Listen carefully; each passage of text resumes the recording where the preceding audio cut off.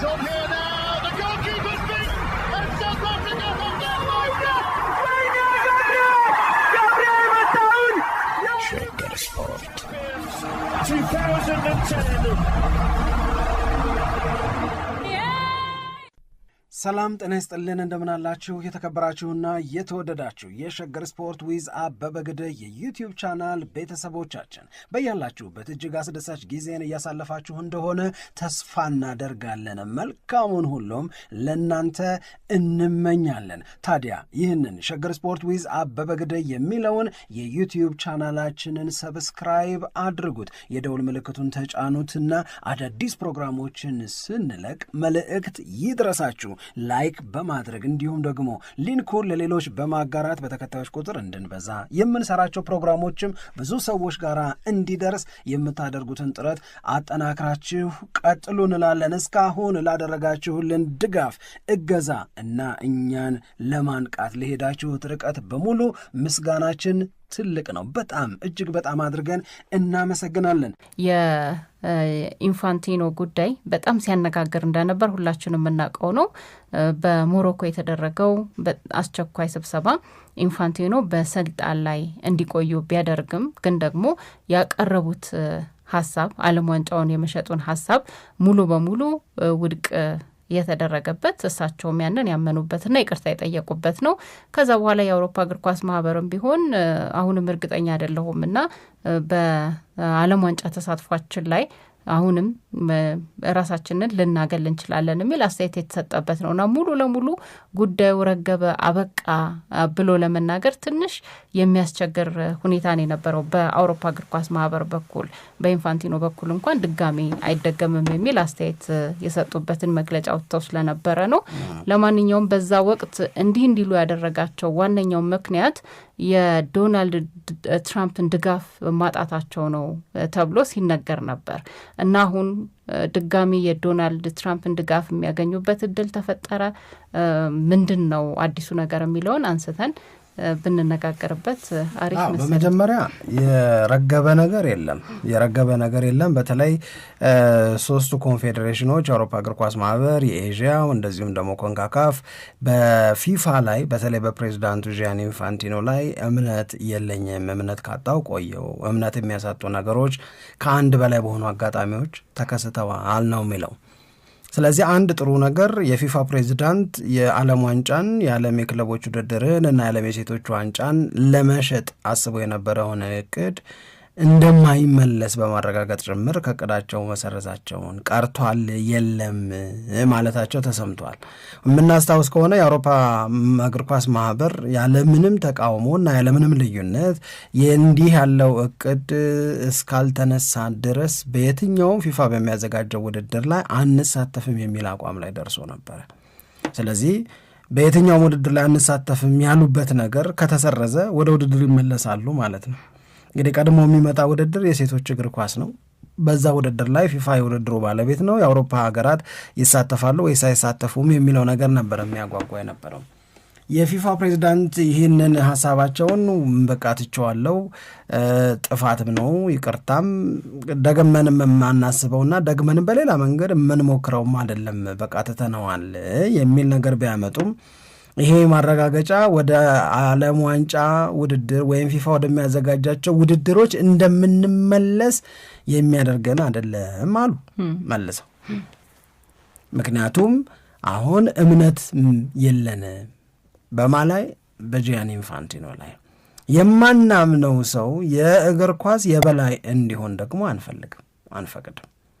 ስለዚህ ብቸኛው መፍትሄ ትቼዋለሁ ማለት አይደለም፣ ፕሬዚዳንትነቱንም ትቼዋለሁ መባል አለበት የሚል አይነት ሀሳብ ቅሬታ ይቀርባል ወይም ጥያቄ ይቀርባል። አሁን ዲማንድ እየተደረገ ያለው በአውሮፓ እግር ኳስ ማህበር በኩል ትቼዋለሁ ነው፣ ፕሬዚደንሲውንም ትቼዋለሁ፣ የፊፋ ፕሬዚዳንትነቱንም ሪዛይን አድርጌያለሁ እንዲሉ ነው እየተጠበቀ ያለው። ይላሉ አይሉም፣ መተማመኛ ያጣሉ አያጡም፣ ሌላ ነገር ነው። እንዲህ ያለውን ነገር ጂያኒ ኢንፋንቲኖ እስኪሉት ላለመጠበቅ ደግሞ የአውሮፓ እግር ኳስ ማህበር የተወሰኑ የኤዥያ ሰዎች፣ የተወሰኑ የኮንካካፍ ሰዎች የፊፋ ፕሬዚዳንት መጋቢት ላይ ይደረጋል ተብሎ በሚጠበቀው ፕሬዚዳንታዊ ምርጫ ላይ በፊፋ እጩ ሆነው እንዳይቀርቡ ማድረግ መተማመኛ መንፈግም ሞክረው ነበር። ለጥቂት ጎደላቸው። ይሄ መነቅነቅ ብለሽ ልትወስጁ ትችላለሽ። ስለዚህ አሁን ሌሎች በዚህ ጉዳይ ላይ ያልተሳተፉ ሀገሮችን የማስተባበር ሰውየው እንዳይወዳደሩ ማድረግ፣ ቢወዳደሩም እንዳያሸንፉ ማድረግ እንዲህ ያለ ነገር ላይ የአውሮፓ እግር ኳስ ማህበር በደንብ አድርጎ እያሰበበት በደንብ አድርጎም እየሰራበት ነው የሚገኘው። ለምሳሌ ስትሮንግ የሆነ ካንዲዴት ማቅረብ ማዘጋጀት፣ የሚቀርበው ጠንካራ የሚባለው እጩ ደግሞ እንዲያሸንፍ ከወዲሁ ድምፅ ድጋፍ የማሰባሰብ ስራ ላይ ማገዝ ምናምን ነገሮች ይኖራሉ። በሌላ በኩል የአውሮፓ ሚዲያዎች ደግሞ ለምሳሌ አሁን ዘ ቴሌግራፍ የራሴን የምርመራ ጋዜጠኝነት ነገር ሳደርግ 16 ዓመት የአውሮፓ እግር ኳስ ማህበር ላይ በጸሐፊነት ሰርተዋል ጂያኒ ኢንፋንቲኖ። ለሚሼል ፕላቲኒ አገልግሎት ይሰጡ ነበረ፣ ሚሼል ፕላቲኒ የአውሮፓ እግር ኳስ ማህበር ፕሬዚዳንት በነበረ ጊዜ። ስለዚህ ጂያኒ ኢንፋንቲኖ ያኔ በሚሰሩበት ሰዓት ላይ የፈጸሟቸውን ጥሰቶች፣ ወንጀሎች፣ ነውሮች ደረስኩባቸው ብሎ መረጃ ይዞ ወጣ። አሁን ማን ጋር እየሰሩ ነው? ይሄ ጥፋት የተሰራው ዩኤፋ ጋር እየሰሩ ነው። በዜግነት ስዊዝ አላቸው፣ ጣሊያናዊነትም አላቸው ሰውየው። ስለዚህ እኚህ ስዊዝ ኢታሊያን በዩኤፋ ጄኔራል ሴክሬታሪ በነበሩበት በነዛ 16 ዓመታት ውስጥ የሰሩትን የአሰራር ግድፈት፣ የአሰራር ጥሰት እኔ ሪቪል ማድረግ እችላለሁ አለ። ይህንን ካፋፍ ተቀበለና የአውሮፓ እግር ኳስ ማህበር በተቃዋሚ በነበሩበት ጊዜ ያጠፉ በሚባለው ጉዳይ ላይ ምርመራና ማጣራት ጀምራለሁ አለ። አሁን ነገሩ እንዴት ተከታትሎ እየሄደ እንደሆነ አድማጮቻችን ግልጽ እንዲሆንላቸው ስለሚያስፈልግና ስለሚገባ ነው። ስለዚህ የፊፋው ፕሬዚዳንት እንዲህ ያለ ውጥረት ውስጥ ሆነው ነው ቅድም የጠቀስሽው የራባቱ ስብሰባ የነበረው። የራባቱ ስብሰባ ላይ ብዙ ሰዎች ተስፋ አድርገው የነበሩት ጂያኒ ኢንፋንቲኖ አንገት በሚያስደፋ መንገድ ከፕሬዝዳንትነታቸው ከሚለቁ ይልቅ በክብር መልቀቅን ሊመርጡ እና የበቃኝ መልእክትን ሊያስተላልፉ ይችላሉ ተብሎ ተጠብቆ ነበር። ያ ሳይሆን ሲቀር እነ ቢቢሲ ምን አሉ? ያ ሳይሆን ሲቀር እነ ስካይ ስፖርትስ ምን አሉ? እነ ኤስፒኤን እና ሌሎቹም የአውሮፓ ሚዲያዎች እንዴት ዘገቡ ሲባል የፊፋ ፕሬዝዳንት በፕሬዝዳንትነታቸው ይቀጥላሉ፣ ትግሉም ይቀጥላል አይነት ነገር ጻፉ። ትግል አለ ማለት ነው። ዝም ብሎ መቀጠል የለም ማለት ነው። አሁን እንዲህ ያለ ውጥረት ላይ ያለ በተለይ የአውሮፓ እግር ኳስ ማህበር ወጥሮ በያዘበት ጊዜ በራሳቸው የሶሻል ሚዲያ ፕላትፎርም ላይ ዶናልድ ትራምፕ መልእክት አስተላለፉ ለእግር ኳስ ሰዎች። እኔ ነግሬያለሁ አሉ። እኔ ነግሬያለሁ አንድ የሆነ ቀፋፊ ስህተት፣ ከባድ ስህተት እንዳትሰሩ ጂያኒ ኢንፋንቲኖን ከስልጣን በማንሳት። ጂያኒ ኢንፋንቲኖ የ2026ቱ የዓለም ዋንጫ ከእስከዛሬዎቹ የዓለም ዋንጫዎች ሁሉ ጋር ቢነጻጸር ቢያንስ የ4 እጥፍ የስኬት ብልጫ ያለው እንዲሆን ያደረገው እሱ ነው። እሱ ባይሆን ይሄ አይሆንም ነበረ። ያለ ጂያኒ ኢንፋንቲኖ ይሄ ስኬት በፍጹም የሚታሰብ አይደለም። ስለዚህ ጂያኒ ኢንፋንቲኖን መንካት ማስጠንቀቂያ አይደለም፣ ድጋፍ ነው። ሊያስጠነቅቁን እንደማይችሉ ስለገባቸው ቢያንስ ደስ ብሎኛል። እግር ኳስ ሌላ ነው መንገዱ፣ ሌላ ነው አቅጣጫው። አሜሪካ አንድም ያልገባት እሱ ይመስለኛል። በዓለም ዋንጫው መሃል ላይ በዚሁ የሸገር ስፖርት ፕሮግራም ላይ ስንነጋገር አሜሪካናይዝ እያደረጉት ነው ወይ እግር ኳስን ለማድረግ ኦልሬዲ ፕሮሰሱን ጀመሩት ወይ እንደፈለጉ ማስቀመጥ፣ እንደፈለጉ ማንሳት፣ እንደፈለጉ ታቅቦ አርግ ያለው ማለት፣ እንደፈለጉ ድምፅም በድምፅ መሻር ምናምን የሚባል ነገር የለም እግር ኳስ ላይ። የትልቅ የምትባለው የሀያል የምትባለው ጉልቤ የምትባለው አሜሪካ ድምፅና የጅቡቲ ድምፅ አንድ አይነት ብቻ ነው። በሀያልነት የሚሰጣት ድምፅን በድምፅ የመሻር እንደተባበሩት መንግስታት የጸጥታው ምክር ቤት ምናምን የለም። ይሄን አልገባውም። 211 አባላት አሉት ፊፋ። 211ዱም እኩል ድምፅ ነው ያላቸው። የማንም ከማንም አይበልጥ። ስለዚህ ወደ ማስፈራራቱ ምናምን መሄድ የመረጡ አይመስለኝም። አሜሪካ ማንኛውንም እርምጃ ትወስዳለች የሚለውን አይነት የተለመደውን ነገር አላሉ። ያሉትን ልነግርሽ ስለሆነ እኮ የተለመደውን ማስታወስሽ አላሉም እንደዛ። ዶናልድ ትራምፕ ያሉት አሁን ቢቢሲም ከአንድ ሰዓት በፊት አውጥቶታል። ይህን ሰውዬ ማንሳት ስህተት ነው፣ ይሄ ሰውዬ ለእግር ኳስ ጠቃሚ ነው፣ እሱ ሲኖር እግር ኳስ የበለጠ ይሳካላታል፣ እሱ ሲኖር የበለጠ እግር ኳስ ትርፋማ ትሆናለች፣ እሱን አትንኩት። ይሄንን መልእክቴን ስለምታጤኑት አመሰግናለሁ።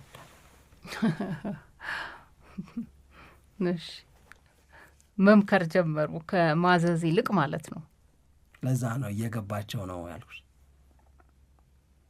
ኢትስ ኖት ኢን ዴር ኮንትሮል። ሄደሽ ብትዩ እዛ የጻፉት ላይ ይሄንን መልእክቴን ስለምታጤኑት አመሰግናለሁ ይልና ስማቸውን በአብሪቬሽን ጽፈውታል።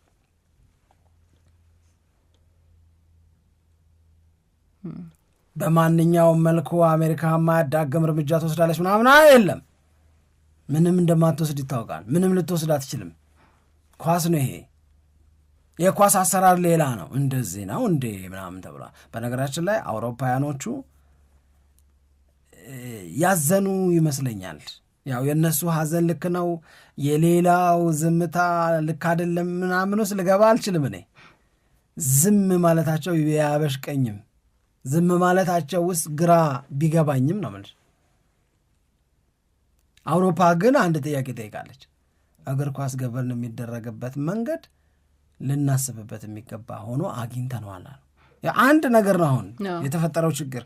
መዞ የሚመጣው ግን በጣም ብዙ ነገር ነው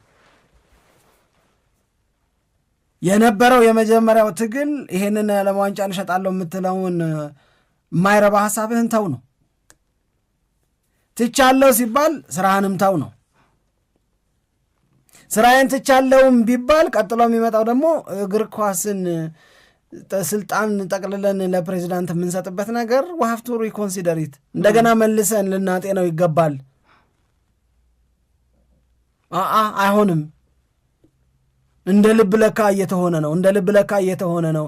ታማኝነት እግር እንደውም ዘቴሌግራፍ ያለው ነገር ምንድን ነው? እግር ኳስን ከማገልገል ይልቅ ተላላኪነት፣ እግር ኳስን ከማገልገል ይልቅ የሆኑ ጥቂት ሰዎችን ማስደሰቻ ሚንስ ሆነ የፊፋ ፕሬዚዳንትነት እያለ ነው ጃኒ ኢንፋንቲኖን ከፍና ዝቅ አድርጎ እየጻፈና እየተናገረ የሚገኘው።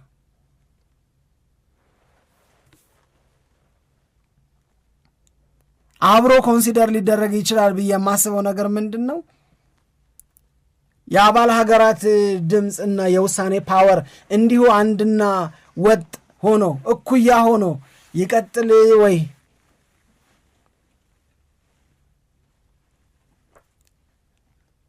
መሀል ላይ የተሰማው ነገር እና የተሰማውን ነገር በተመለከተ ሳስብ አንቺ ነሽ ዝም እምትይ እንዴ? አርጀንቲና እኮ ድጋፏን ገለጸች ለጂያኒ ኢንፋንቲኖ አልሽ።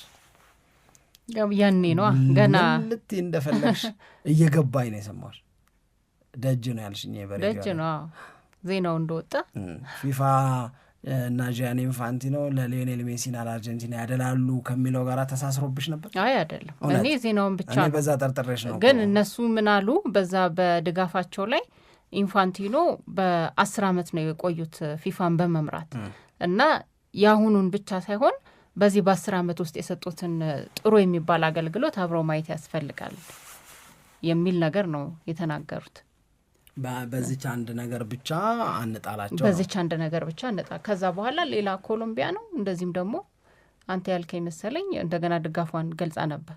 ከኮሎምቢያ ጋር ቅርበት የለኝም የሆነ ሀገር ብቻ ረስቸው ነው። ግን የሞሮኮ ስብሰባ ከመደረጉ በፊት ሜክሲኮ ናት።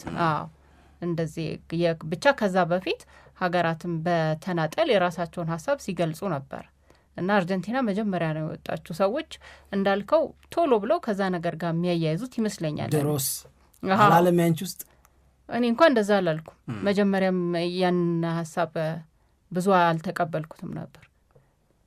ይዳላል የሚለውን ብዙም ስለማልቀበለው እንደዛ አልተሰማኝም። ግን ያንን የሚቀበሉ ሰዎች ግን በጣም ጥሩ ማረጋገጫ እንደማግኘት ሊቆጥሩት ይችላሉ። ከሁሉም ሀገር ቀድማ ይህንን ድጋፍ ስትገልጽ እኔም ይሄኛውን ከዛ ጋር የሚያስተሳስር ነገር የለም። ብዙ ጊዜ እኔ የምለው ነገር አለኝ በፖለቲካውም ይሁን በማህበራዊ ህይወት ክርክርም ይሁን በቤተሰባዊ በጓደኝነት ክርክር ላይ መቃወም መብት መደገፍ ክልክል የሚመስለው ነገር እኔ አይስማማኝም። መቃወም ልክ ከሆነ መደገፍም ልክ ነው ለደጋፊው፣ ወይም መቃወም ከተፈቀደ መደገፍም መፈቀድ አለበት። መደገፍ ነውር የሚሆንበት ምንም ምክንያት የለም።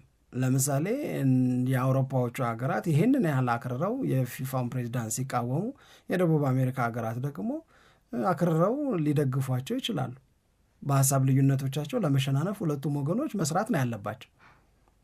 ገባሽ ምልሽ? መደገፍ በሀሳብ እስከሆነ ድረስ ምንም ችግር የለውም።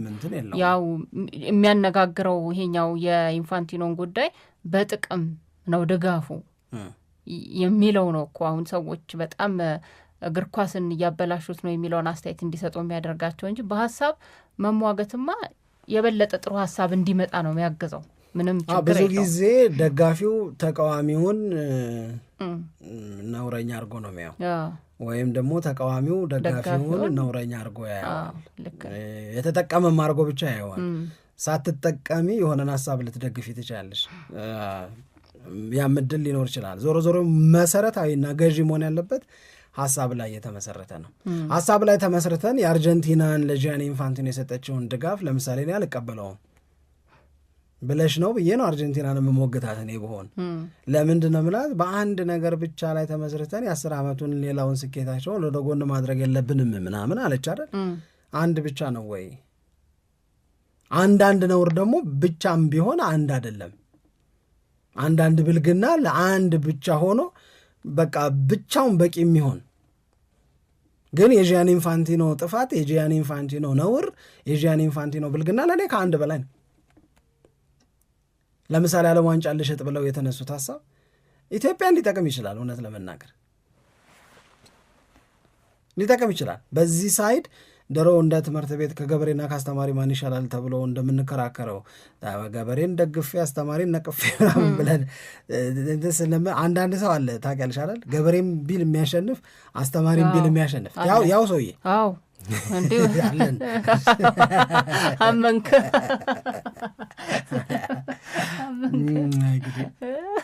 እና እንደዛ ነው። ሲሪየስሊ ነው ነገር የኢትዮጵያ ጥቅም ምንድን ነው? ፋይናንሻሊ መጀመሪያ የታሰበው ነገር ይሰጥ ቢባል ሊጠቅም ይችላል። እግር ኳሱን ለማሳደግ እስከተጠቀምንበት ድረስ፣ የጀመርናቸውን ስቴዲየሞች ለመጨረስ እስከተጠቀምንበት ድረስ፣ ዩዝ ፕሮጀክት ላይ እስከሰራንበት ድረስ፣ ከፋይናንስ ጋር በተያያዘ ምናምን የሆነው ድረስ ማለት ነው። ገባሽ? እና ይሄ ነገር አለ እንደ አንድ ነገር ልትወስጁ ትችላለሽ። ይሄኛው ሳይድ ኮኖ ለኔ ግን የበለጠ የሚጠቅመኝ ብሎ አንድ ሀገር ሊያስብ ይችላል።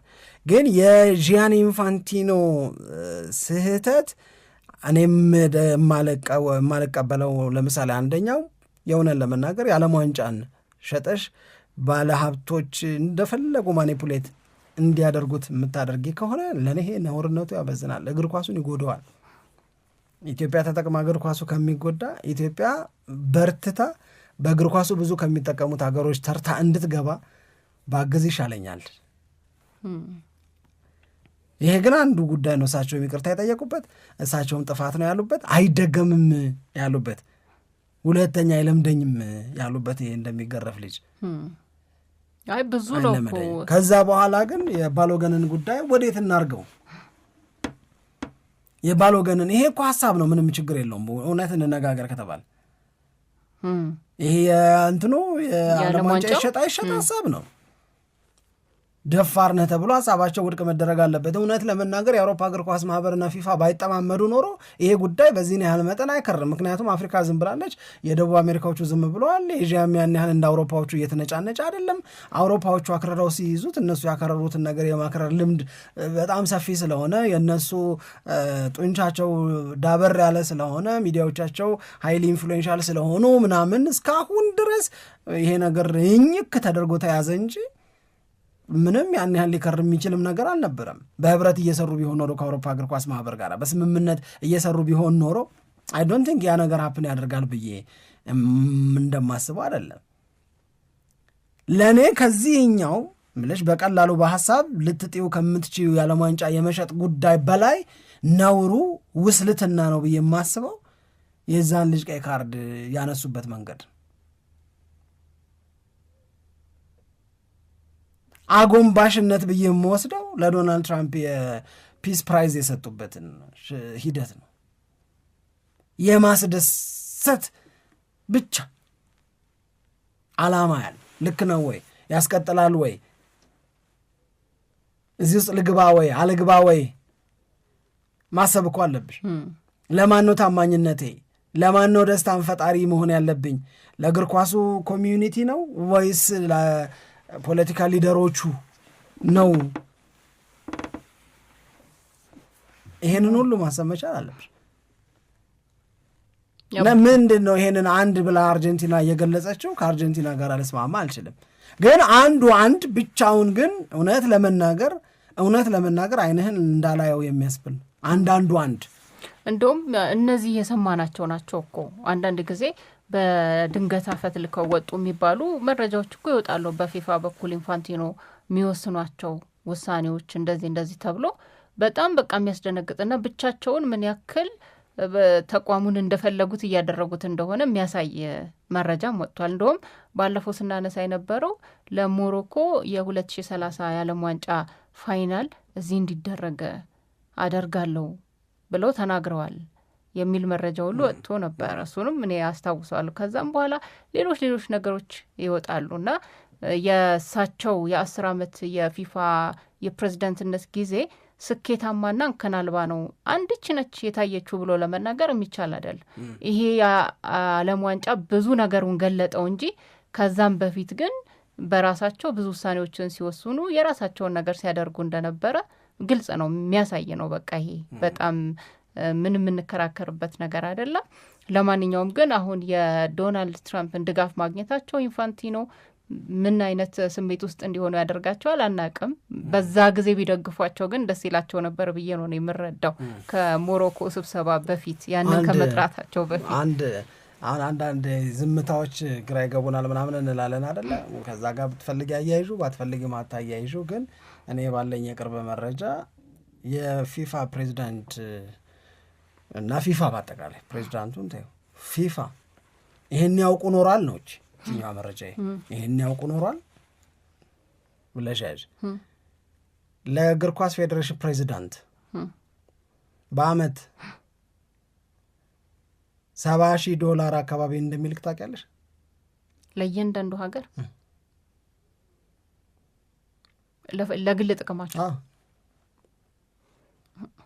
ለመሆን ብትጋደል ታዲያ ይሄን ያውቁ ኖሯል። እሺ የእውነቴን እኮ ነው የምነግርሽ። በፀሐይ ፍጥነት የሚላከው ወደ ተቋሙ ነው ገንዘቡ፣ ግን ለፕሬዚዳንቱ ተብሎ ይላካል። በብርሃን ፍጥነት ወደ አካውንታቸው ይገባላቸው። ይሄን ያውቁ ኖሯል። በፊት በጣም እስከ ቅርብ ጊዜ ድረስ $20,000 ነበር። አሁን $72,000 አካባቢ ይላካል። እነዚህ የፌዴሬሽን ፕሬዚዳንቶች ከፌዴሬሽኑ ነው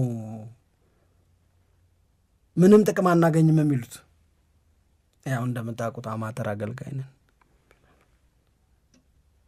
ልሁን እኔ የሚያስብል ነው እንዳልሽ። ግን እያንዳንዱ ወጫቸው ግን የሚሸፈነው ከፌዴሬሽኑ አካውንት ነው። ደግሞ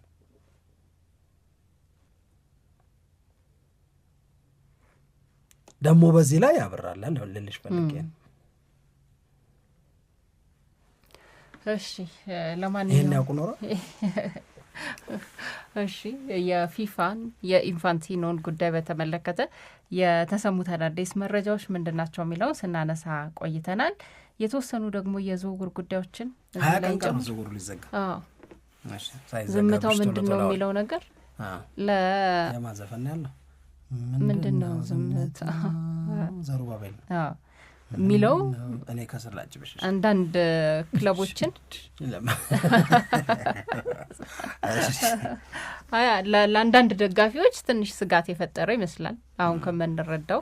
ግን እኔ ደግሞ የሚገባኝ ጊዜው ገና ነው። በእነዚህ ቀናት ውስጥ የራሳቸውን ዝውውር ማከናወን ይችላሉ ክለቦቹ ብዬ ነው ማስበው። ግን በአርሰናል በኩል እንደገና ደግሞ በማንቸስተር ዩናይትድ በኩል ምንድን ነው ቶሎ ነገሩ አይከናወንም እንደ የሚል ጥያቄ ከደጋፊዎች በኩል እንዳለ እያየን ነው። እነዛ የመጨረሻ ጉዳዮች ምንድናቸው የሚለውን ለማንሳት እንሞክራለን። አሁን በተለይ ከአርሰናል ጋር ትልቁ ዜና ሆኖ ያየሁት የአልቫሬዝም ጉዳይ ነው። ተቀሰቀሰብኝ እንደገና ዛሬ በዘፈን ነው በቃ ተቀሰቀሰ መጣብኝ በብኝ። እሺ እና የአልቫሬዝ ጉዳይ በጣም አሁን ትልቅ ትኩረት ወስዶ አይቼዋለሁ። ምክንያቱም አሁንም አልቫሬዝ በአትሌቲኮ ማድሪድ ደስተኛ እንዳልሆነ ተናግሯል።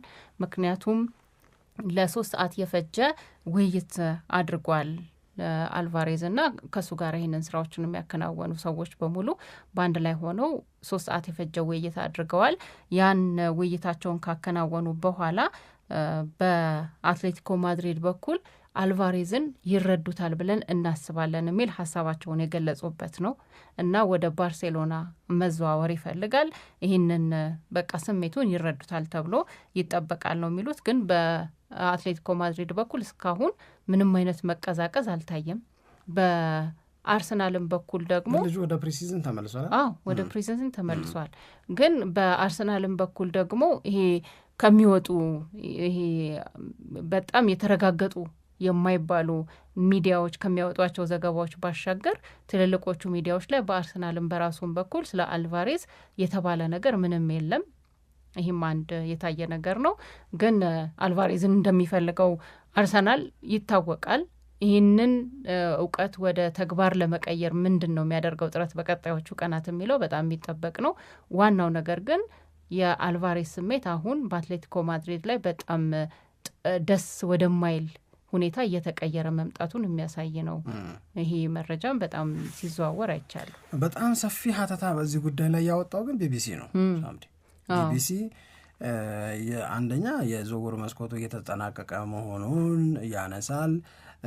ከዛ በተጨማሪ ደግሞ በእነዚህ ሊጠናቀቁ በቀሩት 20 ቀናት ውስጥ የምር እና የእውነት አርሰናል ምን ሊያደርግ ይችላል የሚለውን ነገር ያነሳል። በጣም አሪፍ ጥያቄዎችን እየጠየቀ በነዛ ጥያቄዎች ስር ነው ሀተታውን የሚያነሳው። አርሰናል ማንን ሊያስፈርም ይችላል? ቪኒሲየስ ጁኒየርን እንደማያስፈርም ካረጋገጠ በኋላ ኦፍኮርስ ተነጋግረንበታል ከዚህ በፊት ማን አማራጭ አለው የሚለውን ማለት ነው። ይህንን በሚያነሳበት ሰዓት ላይ ለምሳሌ አሁንም አርሰናል ቤት ውስጥ አንድ ትልቅ ዝውውር ይቀራል የሚል እምነት እንዳላቸው ነው የሚናገሩት። አምሶሪ ይህንን ወሬ የጀመርነው ጥቂት ደቂቃ ሲቀረን ነው፣ ግን እንነጋገርበት። የአርሰናል ቤት የዝውውር መስኮቱ ከመዘጋቱ ቀደም ብሎ አንድ በጣም ትልቅ ዝውውር ያስፈልጋል ነው የሚለው እና ያ ትልቅ ዝውውር ደግሞ ሞር ፎከሱን በግራ መስመር ላይ ማድረግ ሊኖርበት ይችላል። ግን ግራ መስመር አርሰናል ሊያስብበት የሚገባው ብቸኛው ቦታ ግን ነው ብለን አናስብም ይላሉ። ኦፍኮርስ የኒውካስል ዩናይትድ ተጫዋችና አምበል የነበረውን ጉሚያሬሽን በ75 ሚሊዮን ፓውንድ የራሳቸው ማድረጋቸው ለመድፈኞቹ በጣም ትልቅ ስራ እንደሆነ ብንረዳም ነገር ግን እዛ መሃል ሜዳ ላይ ያለውን አይነት ኳሊቲ፣ አስፈሪነት፣ ሞገስ በሌሎች ቦታዎችም ላይ አርሰናል አንዱ ቦታ ላይ በጣም ግሬስ ኖሮሽ ሌላኛው ቦታ ላይ ደግሞ እንዴት ነው አይነት ነገር አለ የሳሳ ሆኖ የማይመጣጠን ባላንስ የሌለው ይሆናል ማለት ነው። አንዴ ራሱ ሰይፉ ሲቀልድ ነው የሰማሁት። ከፊት ሰይፉ ከኋላ ኃይልዬ የሚባል ሰው አይነት ሰው ቋል እዚህ ጋር መጥቶ የኋላኛውን ደግሞ በላስቲክ የሚያሲስ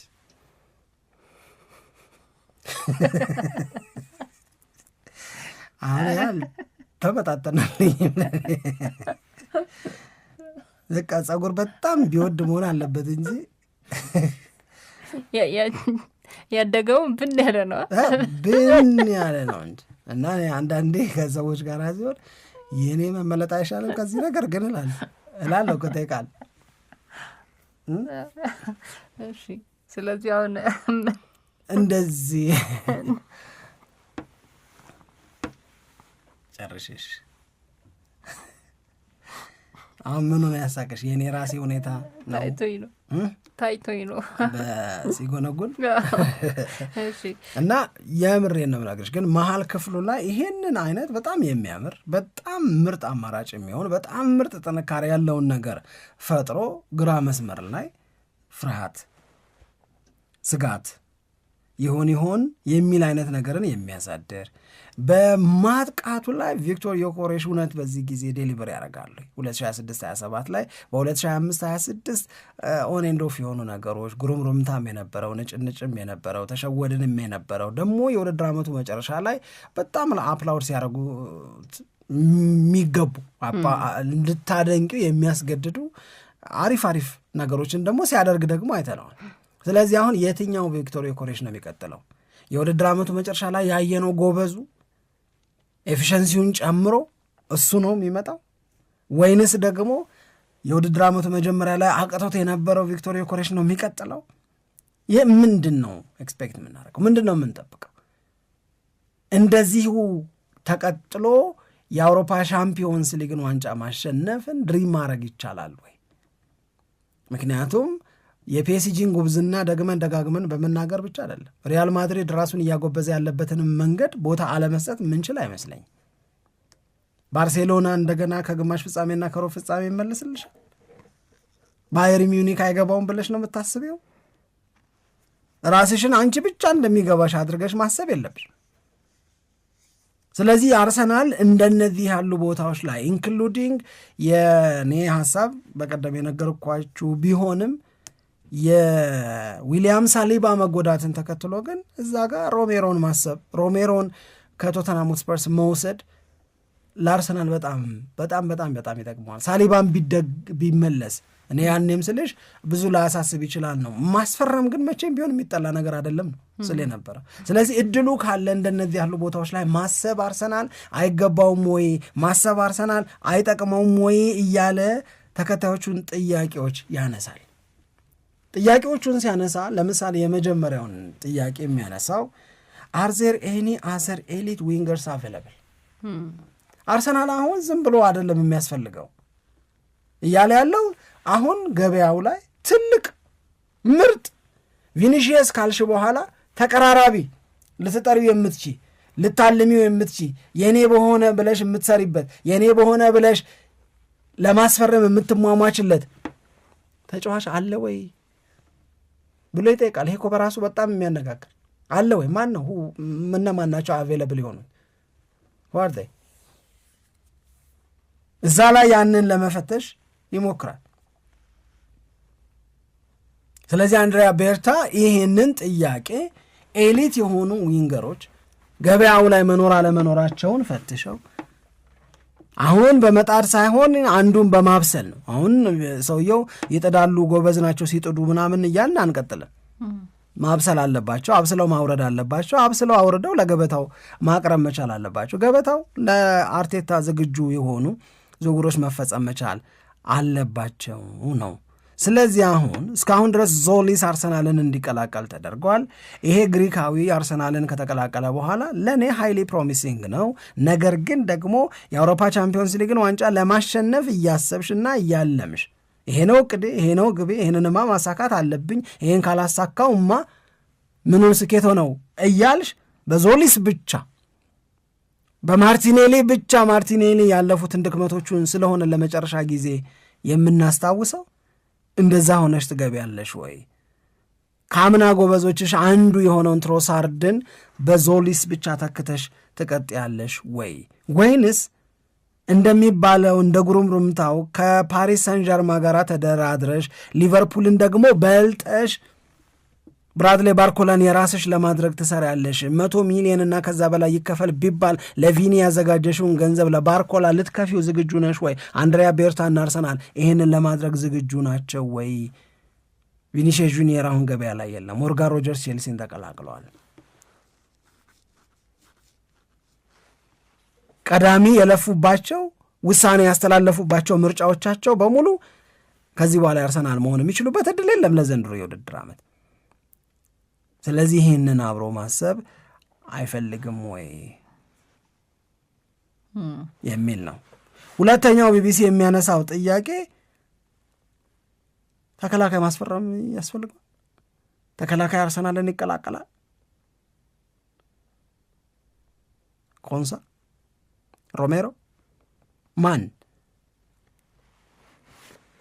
ነው የአርሰናል ተጫዋች ሊሆን የሚችለው? ኮንሳን ካስቶን ቪላ በ60 ሚሊዮን ፓውንድ ያስፈርማል። ሮሜሮን ከቶተንሃም ሆትስፐርስ ጋር አብሮ እንደማይቀጥል መታወቁን ተከትሎ የራሱ ለማድረግ ይሰራል ወይ ነው? ወይስ ባለፈው በኢዜ ጉዳይ የገቡበት ነገር እና የሰሜን ለንደን የደርቢ ፍልሚያ የደርቢ ተቀናቃኝነት ስላለ በመካከላቸው ሮሜሮን በምንም አይነት ሁኔታ ለአርሰናል አሳልፎ አይሰጥም፣ ይልቁንም ይሄ ተጫዋች አርጀንቲናዊ ሮሜሮ ወደ አትሌቲኮ ማድሪድ ሊሄድ ይችላል ወይ? አጥቂውስ ማን ይሆንለት እያለ ነው የሚጠይቀው። እና ያላብዴ ወደድኩት ነኝ። ያው ቆንጆ ነው። ለዛ ነው ሊያልቅ ሲል ባይሆን ያልኩት። እስኪ ትንሽ እሺ እንመለስበታ። በተለይ የአጥቂው ላይ አስተያየት በጣም የሚሰጥበት ሊሆን ይችላል ብዬ ነው ማስበው። በሌላ ቀንም ቢሆን በዝርዝር እንመለስበታለን። ለማንኛውም ግን ምንም አርሰናል የጎደለው ያለ ባይመስልም እንደዚህ በዝርዝር ደግሞ ነገሮችን ስትመለከት እዚህም ቦታ ለካ ማሰብ አለበት የሚል ሁኔታ ጥያቄ እንዲፈጠርብህ ያደርጋል ብዬ ነው ማስበው። በተለይ አሁን በግልጽ በተደጋጋሚ የምናነሳው በግራ መስመር ነው። ግን የፊት መስመርስ ላይ አሁን ከሌሎቹ ክለቦች በተለይ ከእንግሊዝ ፕሪሚየር ሊግ ተፎካካሪ እና ትልልቅ ክለቦች ተብለው ከሚጠሩት ከስድስቱ አንጻር ስታነጻጽረው የፊት መስመሩ የአርሰናል አስፈሪ ነው። እሱም አብሮ መነሳት ያለበት ይመስለኛል። ለዛ ነው አጥቂ ያስፈልጋል ወይ አልቫሬዝ የሚለውም ነገር ደግሞ በድጋሚ የሚነሳው ከዚህ ጋር ተያይዞ ሊሆን ይችላል። እዛ ላይ የተለወጠው መሰረታዊ ነገር ምንድን ነው? እዛ ላይ የተለወጠው ሁለት ነገር ነው። እነዛ የ2025-26 ላይ በማቃት የጠራ ናቸው። ቡካዮ ሳካ በፊት ኢፌክቲቭነሱ ነው አይደለም። ኦዲጋርድ በፊት ውጤታማነቱ ነው አይደለም። የአርሰናል የጎል ምንጭ የነበሩ ናቸው እኮ እነ ኢዜ ዘወጀስ ላይክ የክሪስማስ ላይት አይደለም። ብልጭ ድርግም ነው። ብልጭ ሲሉ አገሩ ሁሉ ይቃወጣል። ድርግም ብለው ግን በደንብ ነው የሚሰነብቱት። ከክፍት የጨዋታ እንቅስቃሴ ስለሚፈጠሩ እድሎች ማነስና ከአርሰናል ከዚህ በላይ ይጠበቃል የሚለውን አስተያየት ወደኋላ ልንለውም ልንረሳውም አንችልም። ስለዚህ የአምናው ችግር ሊቀረፍ ይችላል። የአምናውን ችግር ለመቅረፍ ተስፋ አለ እንድል የሚያደርጉ ሁለት ነገሮች ናቸው። አንደኛው የጉሚያሬሽ ዝውውር ነው። ሁለተኛው የዞሊስ ዝውውር ነው። ዞሊስ ያንኑ አቅም እየደገመ መቀጠል ይችላል ወይ? የትኛውን አቅም? የፕሪሲዝኑን አቅም። የትኛውን አቅም? ለክለብ ብራግ ያደርግ የነበረውን ነገር የኖርዊች ነርሹ የልጅነት ነገር ስለሆነ የቅርብ ጊዜዎቹ ነው ሁሌም ጥሩ መነሻ ናቸው ብዬ የምወስደው። ስለዚህ ይሄንን ክሬቲቪቲ በግራ መስመር በኩል ለአርሰናል መፍጠር የሚችል ከሆነ ማድረግ የሚችል ከሆነ ኦኬ፣ የዚህ ልጅ የመፍጠር አቅም አብሮ የኮሬሽን ፒክ ሊያደርገው ይችላል። በነ ማርቲኔሊ እና በነ ትሮሳርድ የተጓደለውን ነገር ዞሊስ ይሞላዋል ካልን ተስፋ ነው። ግን ሁለተኛው የቪክቶር የኮሬሽ እና የሌሎች የአርሰናል ኦፌንሲቭሊ ኮንትሪቢዩት ማድረግ የሚጠበቅባቸው ተጫዋቾች ውጤታማነታቸው ፒክ ሊያደርግ ይችላል የሚለው ተስፋ ውስጥ የሚከተኝ ጉሚያሬሽ ነው። ጉሚያሬሽ ከሁሉም የአርሰናል ተጫዋቾች በአንድ ነገር ይበልጣል። የሚበልጠው ፎርዋርድ ፓሲንግ ላይ ነው። ወደ ኳስን ወደ ፊት መጣል፣ ሲያሽከረክራትና ሲያባብላት ሲያሽሞነሙናት አይደለም የሚውለው። ዓላማ ያለው ወደፊት የማጥቃቱን ነገር የሚያራምድ ኳስ በማቀበል ከዴክላን ራይስም ከኦዲጋርድም ከኢዜም ከሜሪኖም ከዛ ጋር ከምጠራቸው ዙቢሜንዲ ምናምን ከምትያቸው በሙሉ የዚህ ልጅ ይሻላል። ይካን ስኮር ይካን አሲስት ዓለም ዋንጫውም ላይ ኒውካስልም ላይ ያንን አይተነዋል። አርሰናልን የተቀላቀለው በአንድ የውድድር ዓመት ጎል ፕላስ አሲስት 15 ማስመዝገብ በቻለበት የውድድር ዓመት ማግስት ነው። ለጊሜሬሽ ይሄ ቁጥር የኬሪየሩ ትልቅ ነው። ይሄንን ማድረግ በሚችልበት አቅም ላይ ሆኖ አርሰናልን ስለተቀላቀለ አብሮ ፒክ የሚያደርጋቸው ተጫዋቾች ሊኖሩ ይችላሉ የሚል ነው እንጂ ምንም ሌላ የተቀየረ ነገር የለም። አጥቂ መምጣት አለበት የሚለው የሚሰራው ሊያስፈልግ ይችላል የሚለው የሚሰራው በዚህ ምክንያት ነው እኮ ልልሽ ፈልጌ ነው። አይ ልክ ነው። የጉማሬሽን አገልግሎት የበለጠ ከፍ ብሎ ልናየው እንችላለን። ግን ደግሞ አሁን በቅደም ተከተል እንደው አስተያየት ስጡበት ቢባል አድማጮቻችን አርሰናል በየትኛው ቦታ ላይ ነው ቀድሞ ተጫዋች ማስፈረም ያለበት? በግራ መስመር፣ ከዛ በኋላ አጥቂ፣ ተከላካይ፣ እነዚህ 3 ቦታዎች ላይ ተጫዋቾችን ማስፈረም የሚችል ከሆነ በጣም ጥሩ ነው ተብሎ ይታሰባል። የሚችል ከሆነ ያልኩት ለተከላካዩ ነው። ግን እንደ ግዴታ ደግሞ የምንቆጥራቸው አሉ። ለምሳሌ የግራ መስመሩን በተመለከተ በቃ ግዴታ አርሰናል የሆነ ነገር ማድረግ አለበት ነው የሚባለው። እኔ ልበል እኔ በግራ መስመር መጀመሪያ፣ ከዛ በኋላ አጥቂ፣ ከዛ በኋላ እንዳልከው ማስፈረም መጥፎ አይደለም በሚለው አካሄድ ተከላካይ። እያደመጣችሁ ያላችሁት ስለመስማማ ነው። እያደመጣችሁ